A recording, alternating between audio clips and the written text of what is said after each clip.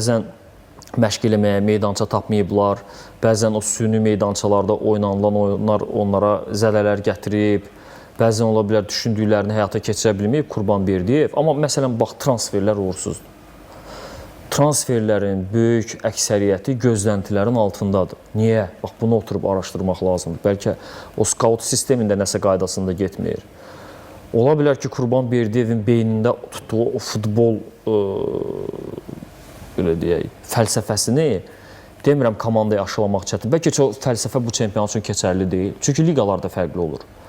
Bax, bilirik ki, məsələn, elə liqalar var ki, orada komandalar şən futbol oynayır, açıq futbol oynayırlar. Yəni, baxırsan, bir oyunda 5 qol, 6 qol, 7 qol, turulun statistikasına baxırsan ki, bol qollu maçlar həddindən artıq çoxdur.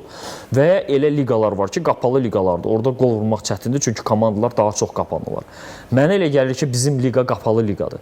Və bizim liqada, məsələn, böyük hədəflər qoyan komanda əgər özü aşırı qapalı oynayacaqsa, yəni bir nömrə ilə oynayıb da yox, 2 nömrə ilə oynamaq istəyəcəksə, çətinliklərlə üzləşəcək. Çünki əksər rəqiblər açıq oynamayacaqlar, əksər rəqiblər də qapanacaqlar. Ya burada gərək, məsələn, Zirə kimi o gözəl balansı tapasan, həm müdafiədə etibar oynayasan, həm hücumda çox qol vurasan.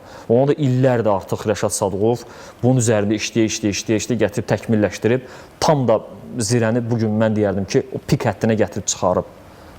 Artıq tək etibarlı müdafiə deyil, həm də çox qol vuran bir hücuma malikdir. Və bu dediyim kimi, bu sistemi illərdir otusturub, futbolun içində də düzgün təhlil edə bilir. Qurbanberdiyev yaxşı tanınmış mütəxəssis olsa da Azərbaycan Premyer Liqasında yenidir və belə göründü ki, yaxşı başladı, amma get-gedə sanki onun komandasına qarşı düzgün adaptasiya, oyun qura bildilər rəqiblər. Və çətinliklər görsən, get-gedə başladı. Birinci dövrəni əla keçirmişdi, ikinci dövrə ona nisbətən pis keçmədi, üçüncü, dördüncü dövrə ağır gedir. Artıq sanki rəqiblər Turan Tovuza qarşı necə oynamağı düzgün müəyyənləşdirə biliblər.